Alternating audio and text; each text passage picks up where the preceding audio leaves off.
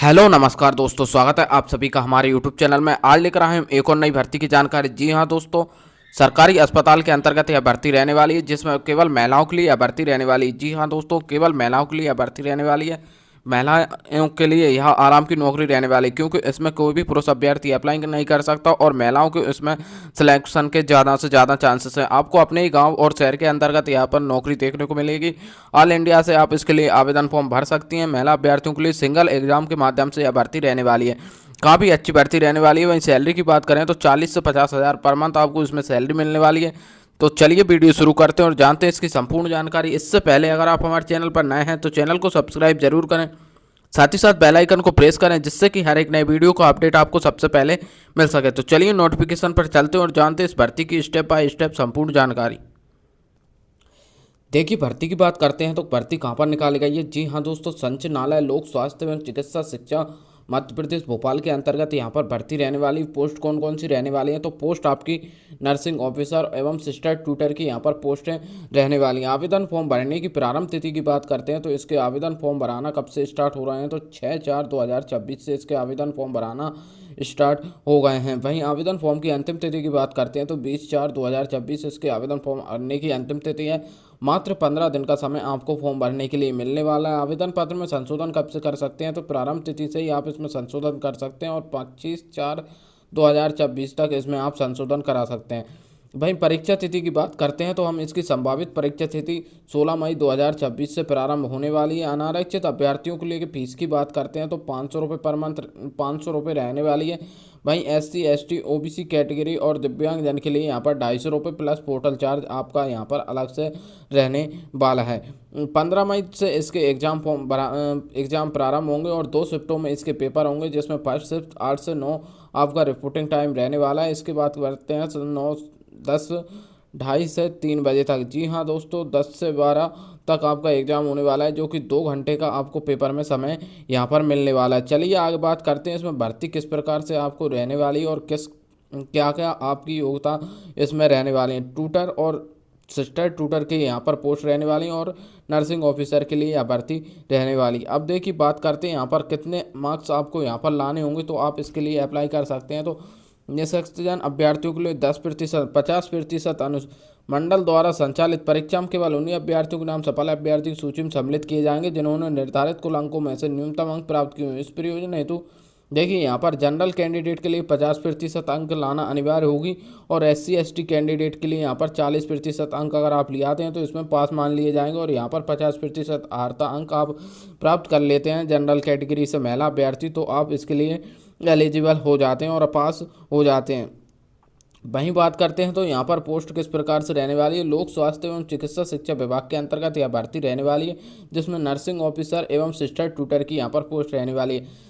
Third श्रेणी के अंतर्गत यह पोस्ट रहने वाली है। काफ़ी अच्छी सैलरी आपको इसमें देखने को भी मिलेगी। चलिए परीक्षा पैटर्न की बात करते हैं तो हम इसका परीक्षा पैटर्न क्या रहने वाला है। तो पोस्ट कुल अंक की बात करें तो 100 नंबर का आपका यहाँ पर पेपर होने वाला है। संबंधित विषय पर आधारित 75 अंक का आपसे संबंधित विषय के बारे में पूछा जाएगा। इसके बाद बात करते हैं हम सामान्य ज्ञान, सामान्य हिंदी, सामान्य अंग्रेजी, सामान्य गणित और विज्ञान और अभिरुचि में से आपको 25 अंक रहने वाले हैं। तो बात करते हैं यहाँ पर आपका सब्जेक्ट पर ज़्यादा से ज़्यादा फोकस करना है, क्योंकि सब्जेक्ट आपका 75 नंबर का यहाँ पर रहने वाला।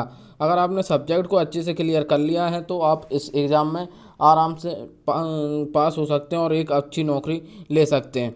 अब बात करते हैं यहाँ पर शैक्षणिक योग्यता क्या रहने वाली है। पात्रता और शैक्षणिक योग्यता की हम बात करते हैं तो यहाँ पर अभ्यर्थी अनिवार्य रूप से भौतिक शास्त्र, रसायन शास्त्र और विज्ञान के साथ PCB विषय यानी कि 10वीं बायोलॉजी पास 12वीं परीक्षा आपने बायोलॉजी से उत्तीर्ण की हो। इसके साथ ही उम्मीदवार मध्य प्रदेश रजिस्ट्रेशन काउंसिल, भारतीय उपचार परिषद से मान्यता प्राप्त नर्सिंग प्रशिक्षण केंद्र से 4 वर्षीय BSc नर्सिंग प्रशिक्षण अथवा जनरल नर्सिंग प्रशिक्षण उपरांत 2 वर्षीय पोस्ट बेसिक BSc नर्सिंग पाठ्यक्रम में न्यूनतम 45% अंकों के साथ उत्तीर्ण हो और आरक्षित वर्ग के उम्मीदवार SC ST एवं OBC के 5% अंक की यहाँ पर छूट दी जाने वाली है। तो आपके पास BSc नर्सिंग होना चाहिए, 12वीं आपके पास बायोलॉजी से होना चाहिए, तो आप इसके लिए अप्लाई कर सकते हैं। इसके साथ ही Madhya Pradesh nurses registration council में जीवित पंजीयन होना आवश्यक है, तभी आप इसके लिए अप्लाई कर सकते हैं। अब बात करते हैं हम यहाँ पर क्या संस्कीय नर्सिंग महाविद्यालय में सिस्टर ट्यूटर की सीधी भर्ती रहने वाली है। जी हाँ दोस्तों,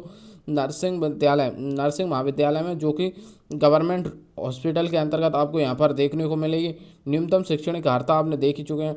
आगे बात करते हैं इसमें, देखिए अभ्यर्थी अनिवार्य रूप से भौतिक शास्त्र में वही एक ही योग्यता इसमें रहने वाली बीएससी नर्सिंग और 12वीं पास आपने बायोलॉजी सब्जेक्ट से की है अगर, तो आप इसके लिए अप्लाई कर सकते हैं। जी हाँ दोस्तों, इसके लिए अप्लाई कर सकते हैं। अब बात करते हैं हम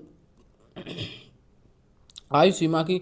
खुली प्रतियोगिता के माध्यम से यह भर्ती भरे जाने वाले पद हैं, जिसमें आपकी न्यूनतम आयु सीमा 18 वर्ष रहने वाली और अधिकतम आयु सीमा 40 वर्ष यहाँ पर रहने वाली है। बात करते हैं अनुसूचित जाति और जनजाति को, यहाँ पर 5 वर्ष की छूट प्रदान की जा रही है। अनुसूचित जाति, जनजाति, ओबीसी और महिला वर्ग को तो आप 45 वर्ष तक इसमें अप्लाई कर सकते हैं। आगे बात करते हैं इसमें स्थायी निवासी आवेदक की आयु सीमा के संबंध में दिशा निर्देश दिए गए हैं।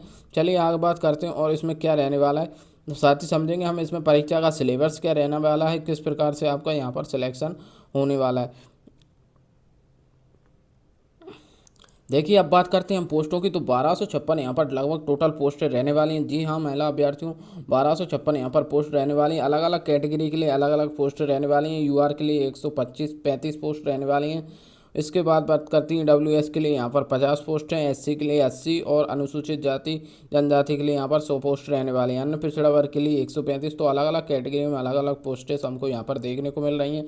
वहीं बात करते हैं तो 14% पद यहाँ पर होल्ड भी किए जाने वाले हैं। इसके बाद करते हैं शासकीय स्वशासी चिकित्सा महाविद्यालय विदिशा के अंदर यह भर्ती रहने वाली। जी हाँ दोस्तों, विदिशा जिले के अंतर्गत यह भर्ती रहने वाली, जिसमें कि 8 पोस्ट जनरल से रहने वाली। ईडब्ल्यूएस के लिए 3 पोस्ट रहने वाली हैं। एससी के लिए यहाँ पर एक भी पोस्ट नहीं दी गई है।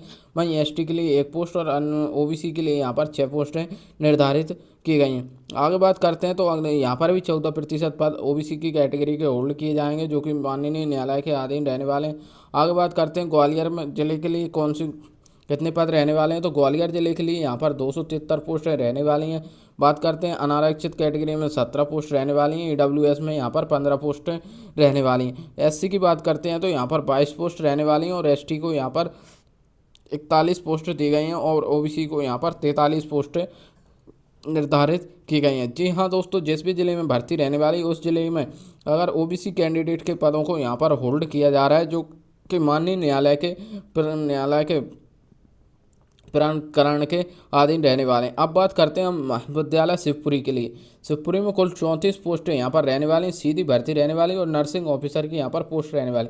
देखिए दोस्तों, यहाँ पर केवल महिला अभ्यर्थियों के लिए, जी हाँ दोस्तों, केवल महिला अभ्यर्थियों के लिए विशेषकर यह भर्ती अभियान रहने वाला है, जिसमें केवल महिलाओं को यहाँ पर नौकरी दी जा रही है। अनारक्षित कैटेगरी की बात करते हैं तो 8 पोस्ट रहने वाली हैं। वहीं एससी की 2 पोस्ट और अलग अलग कैटेगरी में आप पोस्टें यहाँ पर देख सकते हैं। टोटल नंबर ऑफ पोस्ट की बात करते हैं तो 34 पोस्ट यहाँ पर रहने वाली हैं। अब बात करते हैं हम कुछ जिले की, तो महाविद्यालय खंडवा की। खंडवा में बात करते हैं तो यहाँ पर 126 टोटल पोस्ट रहने वाली हैं। यह भी नर्सिंग ऑफिसर की पोस्ट रहने वाली है। महिला अभ्यर्थियों के लिए यह भर्ती केवल रहने वाली है। यहाँ पर टोटल नंबर ऑफ पोस्ट की बात करें तो 126 रहने वाली है। 13 यूआर कैटेगरी में रहने वाली हैं। इसके बाद बात करते हैं ईडब्ल्यूएस के लिए 9 पोस्ट रहने वाली हैं और एससी के लिए यहाँ पर 11 पोस्ट रहने वाली हैं। एसटी की बात करते हैं तो 14 पोस्ट एसटी के लिए रहने वाली हैं और 16 पोस्ट ओबीसी वर्ग के अभ्यर्थियों के लिए यहाँ पर देखने को आपको मिल सकती हैं। आगे बात करते हैं तो प्रत्येक जिले में यहाँ भर्ती रहने वाली। शेड्यूल जिले की बात करते हैं तो नंबर ऑफ पोस्ट यहाँ पर 32 रहने वाली हैं शेड्यूल जिले के लिए और यूआर कैटेगरी के लिए 5 पोस्ट रहने वाली। ईडब्ल्यूएस के लिए यहाँ पर 3, एससी के लिए भी 3 पोस्ट यहाँ पर रहने वाली और एसटी के लिए 2 पोस्ट और ओबीसी कैटेगरी के लिए यहाँ पर 2 पोस्ट रहने वाली। टोटल नंबर ऑफ पोस्ट की बात करें तो यहाँ पर 32 पोस्ट रहने वाली है।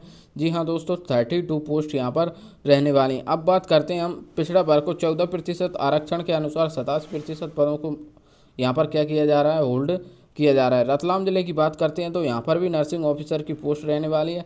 केवल महिला अभ्यर्थियों के लिए यहाँ रहने वाली है। 40 पद यहाँ पर भी रहने वाले हैं। तो अलग अलग कैटेगरी में आप यहाँ पर पद देख सकते हैं। अगले ज़िले की बात करते हैं तो हम कौन सा ज़िला रहने वाला है, तो यहाँ पर बात करते हैं कौन सा ज़िला रहने वाला है। जबलपुर ज़िला यहाँ पर रहने वाला है। जी हाँ दोस्तों, 39 पोस्ट इसमें रहने वाली हैं। अलग अलग कैटेगरी वाइज आप यहाँ पर पोस्टें देख सकते हैं। इधर संविदा कर्मियों को भी 50% आरक्षण दिया जा रहा है। जी हाँ दोस्तों, जिससे काफ़ी आधे पद संविदा पर चले गए हैं। आगे बात करते हैं और कौन कौन से ज़िले की भर्ती रहने वाली है। छिंदवाड़ा के लिए बात करते हैं तो यहाँ पर 135 पोस्ट रहने वाली हैं महिलाओं के लिए, यह भर्ती रहने वाली। वहीं टोटल नंबर ऑफ पोस्ट की बात करें 135 अलग अलग कैटेगरी में आप देख सकते हैं। यहाँ पर यूआर के लिए बात करते हैं तो 35 पोस्ट रहने वाली हैं और ईडब्ल्यूएस के लिए यहाँ पर 10 पोस्ट रहने वाली। तो अलग अलग कैटेगरी में पोस्टेज आप देख सकते हैं। वहीं बात करते हैं महाविद्यालय रीवा के लिए, तो रीवा की बात करते हैं तो रीवा में 76 पोस्ट रहने वाली, नर्सिंग ऑफिसर की यह भर्ती रहने वाली। वहीं अलग अलग कैटेगरी वाइज आप यहाँ पर पोस्ट देख सकते हैं। तो काफ़ी ज़्यादा इस भर्ती में हमें पोस्टें देखने को मिल रही हैं और प्रत्येक जिले के अंतर्गत लगभग यह भर्ती देखने को हमें मिल रही है। वहीं बात करते हैं इसकी सैलरी की। नर्सिंग ऑफिसर के लिए यहाँ पर 28,700 रुपये पर मंथ आपको सैलरी मिलने वाली है, जो कि काफ़ी हाई सैलरी रहने वाली है। इसके बाद करते हैं सिस्टर ट्यूटर की सैलरी और यहाँ पर बहुत ही अधिक देखने को मिल रही है, जो कि 36,200 रुपये पर मंथ सैलरी है। यहाँ तो आपकी बेसिक सैलरी है, इसके बाद आपको 50% या 55% के अलावा डीए मिलने वाला है, जो कि लगभग 15 से 17 हज़ार आपका बनने वाला है। तो लगभग मान के चलिए आपकी 50 से 55 हज़ार यहाँ पर सैलरी मिलने वाली है। काफ़ी बम्पर भर्ती हमें यहाँ पर देखने को मिल रही है और काफ़ी शानदार भर्ती है। तो आप अप्लाई कैसे कर सकते हैं, तो एमपी ऑनलाइन के माध्यम से आप इसके फॉर्म भर सकते हैं और लिखित परीक्षा इस भर्ती में होने वाली है। देखिए आप परीक्षा पैटर्न को समझते हैं और इसका सिलेबस क्या रहने वाला है, साथ ही साथ समझेंगे इसमें कि हम परीक्षा के एग्ज़ाम सेंटर कहाँ कहाँ पर भर सकते हैं। वहीं बात करते हैं इसमें मूल्यांकन पद्धति की, तो माइनस मार्किंग इसमें होने वाली है। जी हाँ महिला अभ्यर्थियों 0.25 की यहाँ पर माइनस मार्किंग रहने वाली है, जो कि आपको अच्छे से देखकर ही अपने क्वेश्चन टिक करने होंगे। चलिए बात करते हैं परीक्षा परिणाम। तो परसेंटाइल के आधार पर आपका परीक्षा परिणाम यहाँ पर घोषित किया जाएगा। साथ ही बात करेंगे हम इसकी फ़ीस की, बात तो हम पहले ही कर चुके हैं। अब देखिए बात करते हैं इसके परीक्षा परिणाम कहाँ पर घोषित किया जाएगा, तो ईएसपी की ऑफिशियल वेबसाइट पर यहाँ पर आपका परीक्षा परिणाम घोषित किया जाएगा। इसके बाद करते हैं तो यहाँ पर सिलेबस क्या रहने वाला है और परीक्षा खंडों कितने खंडों में होने वाली है, उसकी बात भी हम करने वाले हैं। तो सबसे पहले हम बात करते हैं इसको अप्लाई कैसे करना है और आपके आवश्यक दस्तावेज इसमें क्या रहने वाले हैं। तो अभ्यर्थी का कलर फोटो, हस्ताक्षर एवं स्वयं की हस्तलिपि आपको होना चाहिए, जो आपकी प्रोफाइल के माध्यम से यहाँ पर अपडेट होगी। इसके बाद आपकी 10वीं 12वीं की अंक सूची और जाति प्रमाण पत्र, अगर कैटेगरी से हैं तो आप दिव्यांग हैं तो दिव्यांगता का प्रमाण पत्र लगेगा आपका। इसके साथ ही अतिथि शिक्षकों को सक्षम अधिकारी द्वारा जारी प्रमाण पत्र भी यहाँ पर लगाने को मिलेगा। जी हाँ दोस्तों, आगे बात करते हैं आप एमपी ऑनलाइन क्यूसी के माध्यम से आप इसके लिए अप्लाई कर सकते हैं। वहीं आवेदन फॉर्म भरने की अंतिम तिथि हम देख ही चुके हैं कि किस प्रकार से आप आवेदन फॉर्म भर सकते हैं। तो एप्लीकेशन ईएसपी पे जाएंगे तो वहाँ पर आप डेबिट कार्ड, क्रेडिट कार्ड या एमपी ऑनलाइन के माध्यम से या किसी भी साइबर कैफे पर जाकर अपने फॉर्म का पेमेंट करा सकते हैं और वहाँ से अपने फॉर्म को भर सकते हैं। तो देखिए अब चलिए इसका एग्ज़ाम पैटर्न को समझते हैं। एग्ज़ाम पैटर्न के बाद हम समझते हैं इसका क्या परीक्षा सिलेबस क्या रहने वाला है। परीक्षा सिलेबस की बात करते हैं तो देखिए यहाँ पर फ़ीस की बात करते हैं तो फ़ीस हम एक बार से और देख लेते हैं। अनारक्षित के लिए वहाँ पर 500 रुपये रहने वाली है और SC ST OBC के लिए यहाँ पर 250 रुपये रहने वाली है।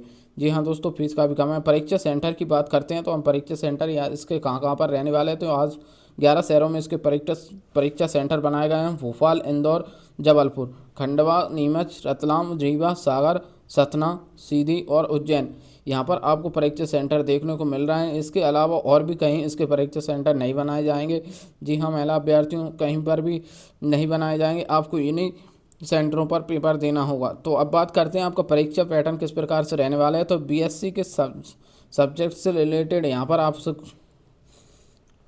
क्वेश्चन पूछे जाएंगे, जो कि आप यहाँ पर देख ही सकते हैं। सिलेबस किस प्रकार से, सिलेबस का PDF आपको हमारे वीडियो के डिस्क्रिप्शन में भी देखने को मिल जाएगा, जिसको आप वहाँ से डाउनलोड करके अच्छे से सिलेबस को पढ़ लें। साथ ही साथ इस नोटिफिकेशन को भी अच्छे से रीड कर लें, इसके बाद ही अपने फॉर्म को भरें, क्योंकि फॉर्म में कोई भी मिस्टेक नहीं होना चाहिए। अगर आपके फॉर्म में कुछ भी मिस्टेक हो जाती है तो आपको सीधे बाहर कर दिया जाएगा। जी हाँ महिला अभ्यर्थियों, क्योंकि आप फॉर्म को अच्छी तरीके से चेक कर नहीं भरें। तो फिलहाल इस वीडियो में इतना ही। वीडियो अगर आपको अच्छी लगी हो तो वीडियो को लाइक, कमेंट, शेयर जरूर करें। साथ ही साथ हमारे यूट्यूब चैनल को भी सब्सक्राइब करें, जिससे कि हर एक नए वीडियो का अपडेट आपको सबसे पहले मिल सके।